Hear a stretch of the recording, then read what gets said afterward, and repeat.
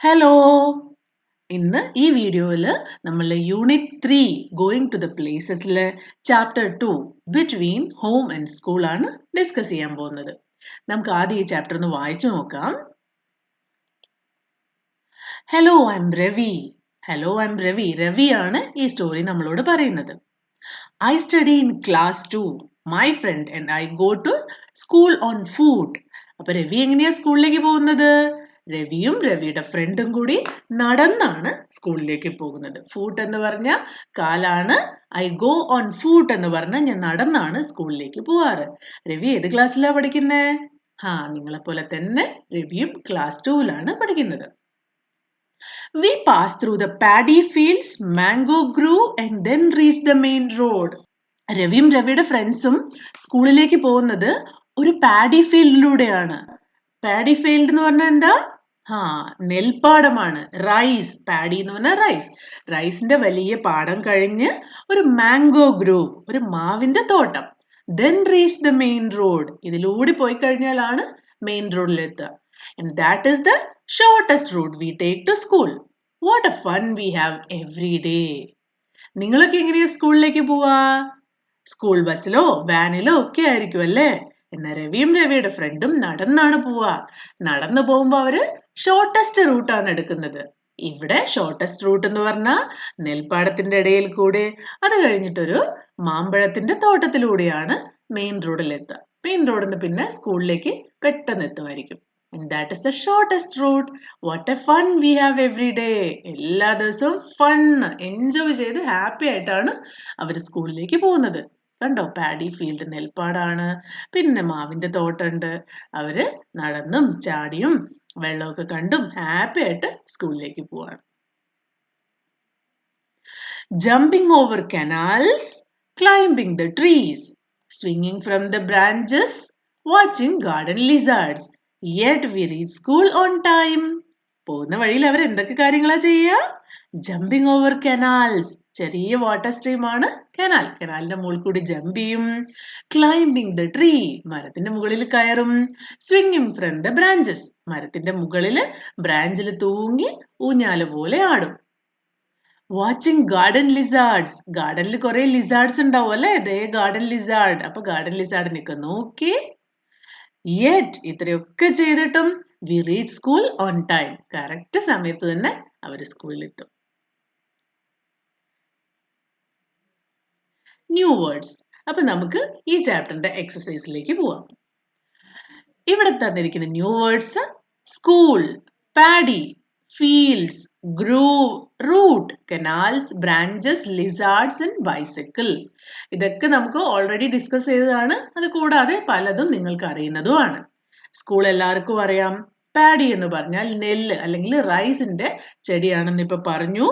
Field, field എന്ന് പറഞ്ഞാൽ പാടമാണ്. Groove, groove എന്ന് പറഞ്ഞാൽ തോട്ടമാണ്. റൂട്ട്, സ്കൂളിലേക്ക് പോകുന്ന വഴിക്കാണ് നമ്മൾ റൂട്ട് എന്ന് പറയാം. കനാൽസ്, കനാൽ എന്ന് പറഞ്ഞാൽ ചെറിയൊരു വാട്ടർ ബോഡി. അത് ഇറിഗേഷനും അതായത് പാടത്തിലേക്കൊക്കെ നനയ്ക്കാനുള്ള വെള്ളം വരുന്ന ചെറിയ വാട്ടർ ബോഡിയാണ് കനാൽ. ബ്രാഞ്ചസ്, മരത്തിന്റെ ചില്ലകളാണ്. ലിസാർഡ്സ്, ലിസാർഡ് ഒരു ജീവിയാണല്ലേ. Bicycle, cycle. Write CH to fill in the blanks. Read the sentences aloud. CH എങ്ങനെ പ്രൊനൗൺസ് ചെയ്യാ? CH, ch. അത് ഇവിടുത്തെ ബ്ലാങ്ക്സിൽ കൊടുത്തിട്ട് നമുക്ക് ഫിൽ ചെയ്യാം. First one, today I have bought upma for ലന്നുള്ളൂ? അല്ല, we have to add CH. Then how can you read it? Today I have bought upma for lunch. My friend Unni loves to eat banana chips. Our teacher put up a new chart in the classroom. It is on the wall behind her chair.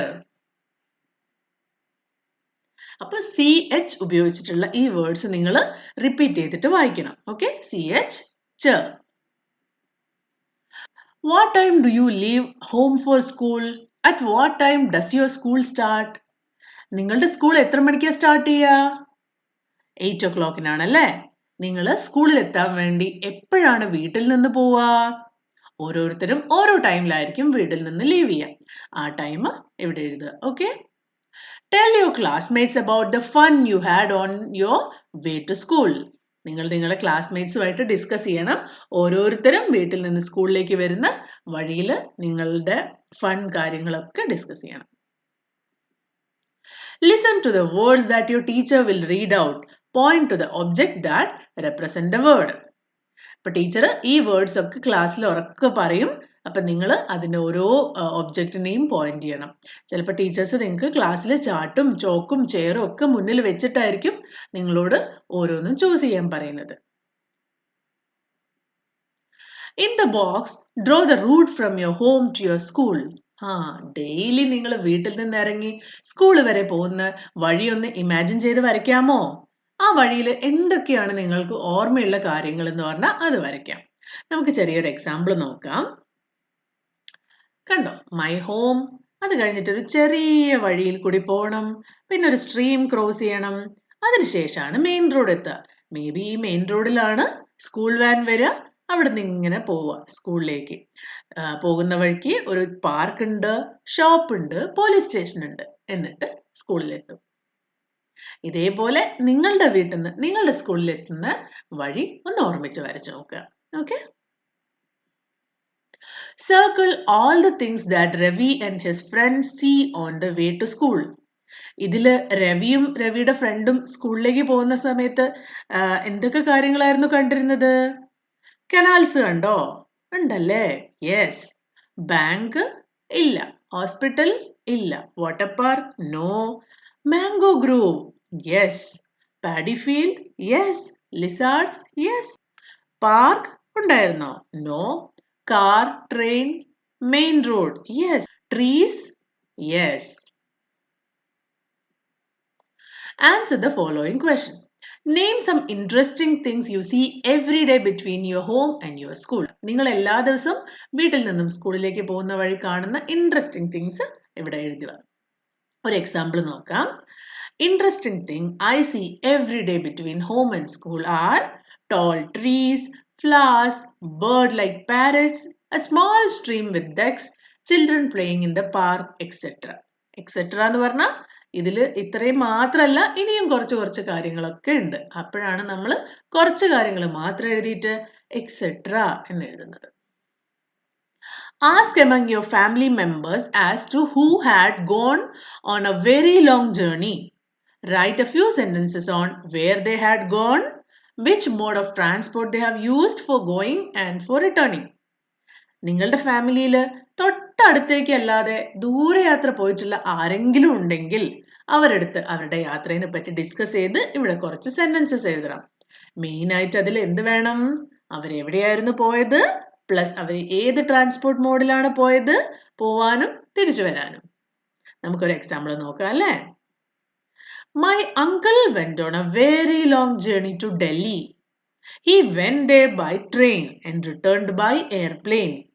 He said the train journey was fun because he could see many beautiful places from the window. But the airplane was much faster. ഇതേപോലെ നിങ്ങളുടെ relatives പറയുന്ന അനുഭവങ്ങൾ നല്ല simple sentences ആക്കി എഴുതുക. Rearrange the jumbled letters to form words. Hint, the words are from the lesson. Okay, ഇവിടെ കുറച്ച് jumbled letters തന്നിട്ടുണ്ട്. ഇതിനൊരു വേർഡ് ആക്കണം. ഫസ്റ്റ് വൺ OHME എങ്ങനെ എഴുതാം? Home. Yes. ANCAL canal. DAPYD paddy. ONMGA mango. Make sentences using the word given below. ഇവിടെ കുറച്ച് words തന്നിട്ടുണ്ട്. ഇതുപയോഗിച്ച് നിങ്ങൾ സ്വന്തമായിട്ട് ഓരോ സെന്റൻസസ് ഉണ്ടാക്കാൻ നോക്കിയേ. Gate. I opened the gate to go inside my home. കണ്ടോ? I opened the gate. Next, road. We walked along the road to reach school. Road. Tree. There is a big mango tree near my house. Lunch. I ate rice and vegetables for lunch today. Lizard. A small lizard was climbing the wall in our garden. ഇത് ഇതിനേക്കാൾ simple sentences നിങ്ങൾക്ക് സ്വന്തമായിട്ട് എഴുതാൻ പറ്റും. Okay, cut out the picture of A vehicle from an old magazine or newspaper or poster. Bring it to the class. All of you can paste them on a large sheet of paper. Write the name of the vehicle under each picture. നിങ്ങളൊരു chart paper ഉണ്ടാക്കണം. ക്ലാസ്സിൽ ഓരോരുത്തരും ഓരോ വെഹിക്കിളിൻ്റെ ചിത്രവും cut ചെയ്തിട്ട് കൊണ്ടുവരണം. For example, ഇങ്ങനെ കാറിൻ്റെ ചിത്രം ഒട്ടിച്ചതിന് ശേഷം കാർ, ട്രക്കിൻ്റെ പിക്ചർ ഒട്ടിച്ചിട്ട് ട്രക്ക്, ട്രെയിൻ, ബസ്, ഇതേപോലെ നല്ല ഭംഗിയായിട്ട് ചാർട്ട് പേപ്പറിൽ അറേഞ്ച് ചെയ്യും. ഓക്കെ, അപ്പോൾ ഇത്രയേ ഉള്ളൂ ഈ ചാപ്റ്റർ. അടുത്ത ചാപ്റ്ററുമായിട്ട് ഞാൻ പെട്ടെന്ന് വരാം. അതുവരേക്കും ബൈ.